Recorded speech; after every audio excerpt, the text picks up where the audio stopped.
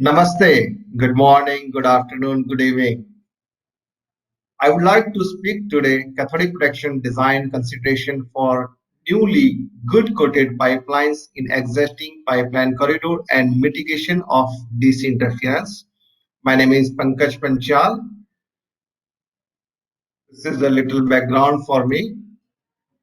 So today we are talking about the DC interference is the biggest challenge in the country where we have a common corridor because we have so many upgradation of the pipeline and new addition of the pipeline is going on, and we are crossing and parallel so many pipelines in our common corridor, and we are sharing the corridor. Sometimes we have a same client sharing, or sometimes we have two different clients sharing.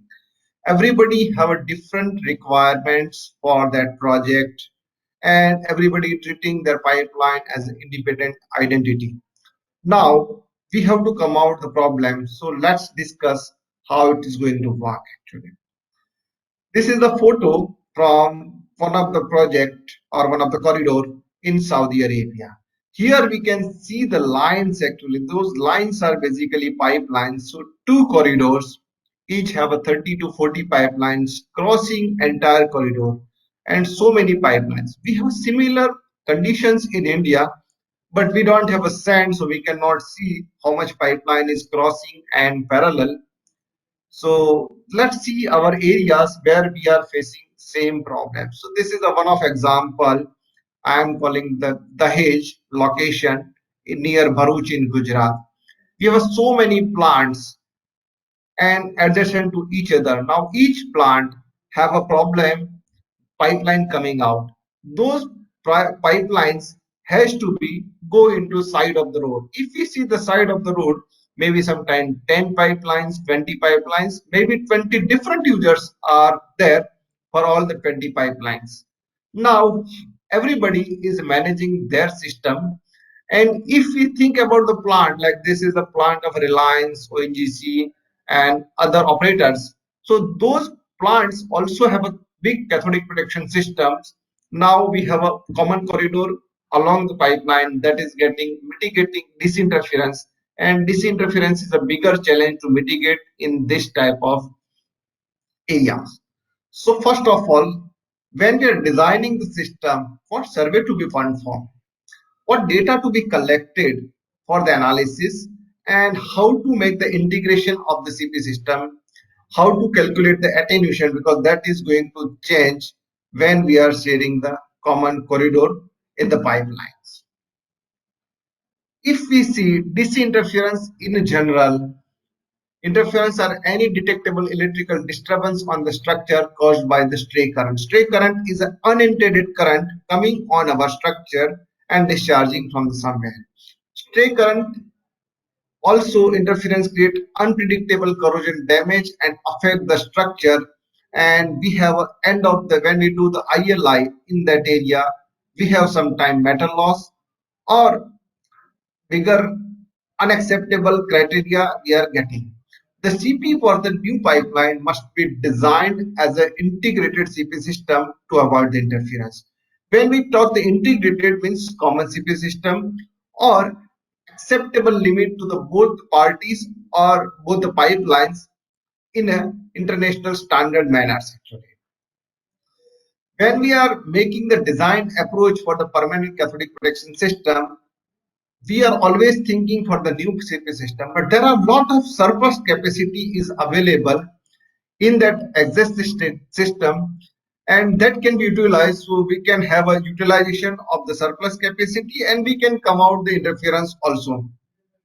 When we are designing the CP system, there are a number of factors actually, and mostly people are doing the new CP system at when they lay new pipeline, and you are putting the new CP system and that creating sometime problem for the existing pipeline or existing CP system creating problem for new pipeline. So there should be mutual agreement of the both pipeline owners to have a mitigate the interference. If we see the design approach for the designing the new pipeline, generally we are looking project specification, international standards, plan and profile drawings, site survey of existing and proposed CP system, survey results, and temporary cathodic protection, how we are going to construct it.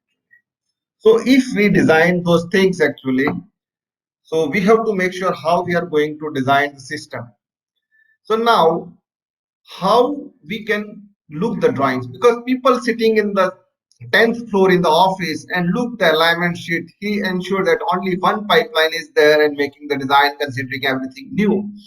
But when somebody is going to the site and realize there actually there are so many pipelines crossing parallel and there are existing CP system that has been never considered in our system. So if we not consider that in our system, so definitely it is going to create the problem for the future.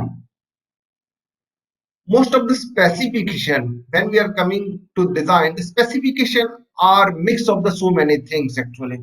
So the requirement should be clearly identified in the specification, so the designer should think on the direction. Generally the specification is asking, do the soil resistivity survey and do the soil analysis survey. If we are designing the same way, the contractor is going and design, just collect the soil resistivity data, collect the things and coming back. And there is argument on the scope to verification of the existing CP system is not in scope. So when we make the specification, we have to make sure we have to correctly specify when corridor is common or sharing the corridor, you have to look from the different angle other than the soil resistivity, so that cannot create any problem during the contract execution stage as well as the survey data. Generally nowadays CP cathodic protection is coming copy and paste. All the most of the designers are just doing copy and paste, and I've seen so many designs designed before 15 years or designed today, same thing, only they are thinking change diameter, length and type of coating and make 2 3 CP station or 5 CP station and do. So this copy and paste CP business should be stopped and it should be real cathodic protection design as per the guidelines and the requirement. Then only the system is going to work for the long time. The designer, most of the electrical design engineers are thinking CP design is nothing but just change few formulas, numbers, and design is done as a copy paste.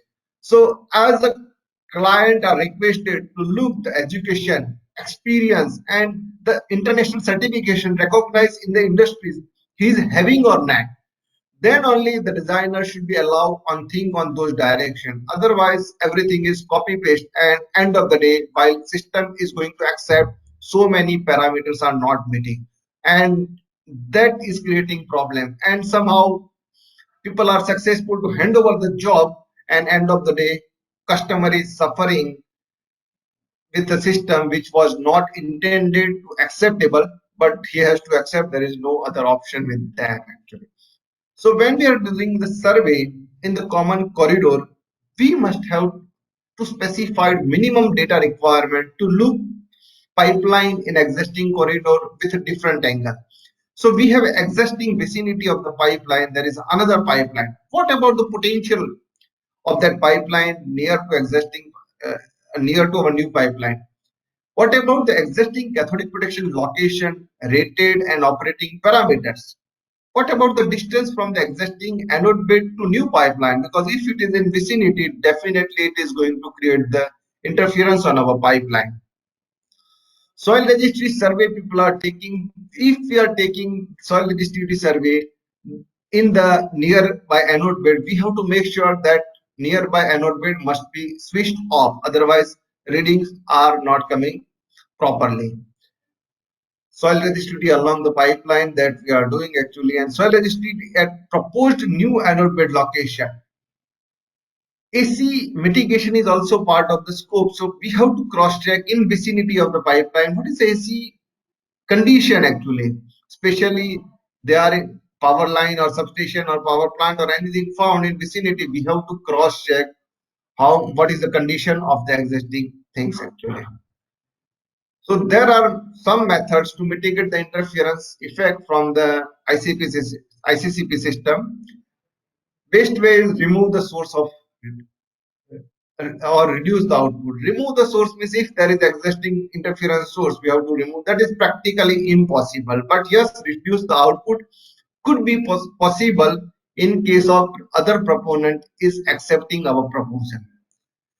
Insert the isolation in interference with structure. So some of the structure is interference area, we can isolate the structure, but sometime if it is a high current flowing on that area, definitely this is not going to help because that is creating also corrosion. Metallic shield at stray current pickup side. So when we pickup side, we can provide the metallic shield, but it is very expensive solution and impractical solution. Install CP at stray current discharge location. Yes, some cases it is possible because if this interference by the metro or train or other thing, we can have sometime automatic CP system installed in vicinity and we can come out the problem. Install the electrical bond between interfere with and interfering structures. Actually, that metallic bond will help you out to have a that is easy economical solution. Apply coating at stray current pickup location. That is also sometime expensive solution. So this is the model actually where two pipelines are going parallel and one CP system is in vicinity located in that area, and due to this vicinity area this will be help. So if we see this green is rectifier and current is picked by the other line and is IS is moving from here and there actually, and finally at IS1 location it is coming like location B. So current is picked at location A and received or at location B actually. So if we see the pipeline, foreign pipeline at crossing point or wherever discharge point is there, that is going to harm. And if we do the ILI record, there are problems to be observed. So what are the main problems we can observe? Some places it is current picked and some places it is discharged. So current peak location is location in middle and current discharge location is location showing the black color. So that point are the corrosion point and this is creating problem on our pipeline system. Sometime bonding with existing pipeline should be economical, but most of the commonly stray mitigation method is installation of bond, and people are installing the standard bond, 50 ohm, 1 ohm resistor with 50-watt rating. That is not a standard practice. There are a lot of calculation to be need on that, and bonding points are the critical point on the both the pipeline for the foreign pipeline as well as our pipeline. So that should be agreed by the both the party, and that should be monitored on the interval of our rectifier monitoring. I have seen most of the pipeline there is no bond actually. People are avoiding because when you get married, you have to live with somebody and you are compromising some time and other is also compromising with you. So this is the bonding is nothing but marriage of the two pipelines and you have to compromise somewhere. So people are living to have a bachelor or with their way. That is wrong practice and we have to change this practice. In the common corridor we must install the mitigation system and preferably bonding that will sort out the problem. So bonding is a better, faster and cheaper. That is nothing actually. Current picked by the one line is we are giving instead of discharging from the metal, we are giving official path through variable register to go to the intended path where it should be go actually. So earlier IS double dash was the current actually, but we have put IS dash actually here in the picture actually. So that is allowing to current flow on the pipeline and it is recommended to install the reference electrode in the middle or nearby. So we have a IR free potential measurement option in this area. So that will help us to monitor things properly. Why bonding fail? Because most of the people are telling that bonding is not a good solution. It is a most of the time it is a failing.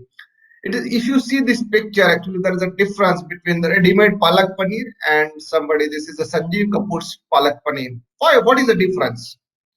The difference is it is a standard procedure. Somebody have ready-made stuff available. He's putting, packing, and getting. It is a fresh one. So when you're designing something tailor-made, and there are a lot of formulas given in the NACE interference course actually.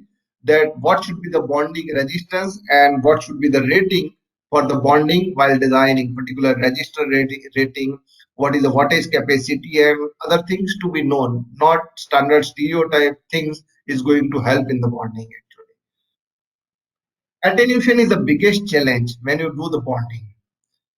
Attenuation is basically electrical losses in conductor caused by the current flow. Attenuation is a major factor in design of CP system for long pipelines. The poorer the dielectrical properties, the greater the attenuation. So nowadays we have a excellent dielectrical property. So attenuation is a less actually, and we are getting one CP system protected with 20, 30, and 40 kilometer. One of my pipeline I have protected 220 kilometer with two CP system installed on both the end, and it is still working perfectly from last 15 years. Good quality coating significantly diminish the attenuation effect. Also, at the same time, it will enhance the uniformity of current distribution. So, if we see the normal model of attenuation, so we have a remote earth and we have a uniform resistance over there actually. And in single pipeline, we can see actually it is going with a start point, you have maximum potential, and with end it is coming constant, and after 20, 30 kilometer based on the coating condition, it is giving the perfect reading. So this is a general attenuation model. RL is a basically leakage resistance and RS is a structure resistance. So this is the single pipeline model actually for the attenuation work, and based on that all the formulas are working actually. In the all formula, the resistivity is not never considered for the attenuation calculation. So in case of change in the resistivity, that will never come in the picture. So they will consider all the resistivity is homogeneous. In the reality, we don't have a homogeneous resistivity. So if we do the model with a multiple pipeline with a bond box installed actually, so when we install the bond box actually, at that time we are modifying the things actually in reality. So our attenuation model has changed. So whatever done in the calculation considering the single pipeline as attenuation, it is not going to work here because it is dependent on the parallel pipeline's coating condition. So if pipeline condition is our condition is excellent and existing pipeline condition is poor, then you have to consider the model that things and make sure that you are achieving the potential on the both the end. But in that case, common corridor, we can share the CP system and come out with this problem actually. Anode bed remoteness is the biggest issue nowadays. Everywhere it is a mention anode bed should be 100 meter away. Why it is 100 meter? Why not 500 meter? Why not 50 meter? Because attenuation based on the calculation of 3000 ohm resistivity, 50 ampere anode bed is sufficient to remote at 100 meter depth, 100 meter distance. Now every time land is issue, so people are putting the anode bed close by, and most of the people are calculating the anode bed remoteness based on the required current of the pipeline, but not on the main current requirement given as a rectifier. So if we buy the Ferrari car that has a right to have a 320 kilometer speed, I may drive in Mumbai or Delhi with 20, 30 or 40 kilometer speed, but one day I will go out and drive up to 100, 120 or 200 kilometer if I'm driving in Germany.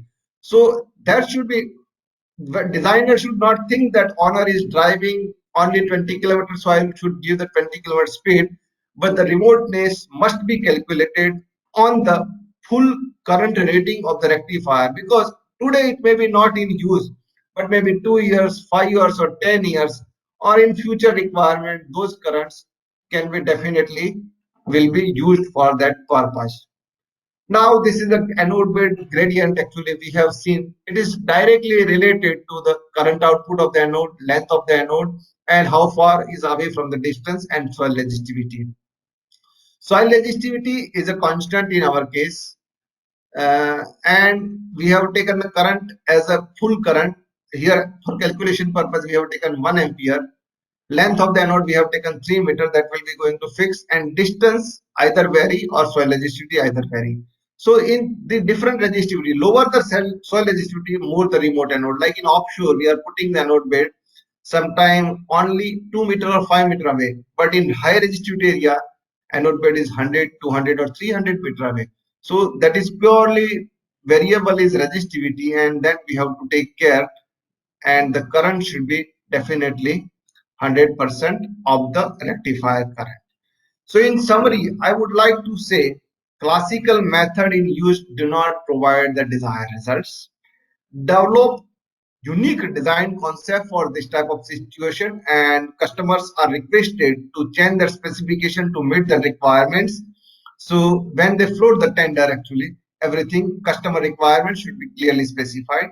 Needs special treatment requiring consideration much more than simple application and classical formulas. I would like to thank you very much, everybody, and we have a round of question and answer. Thank you very much.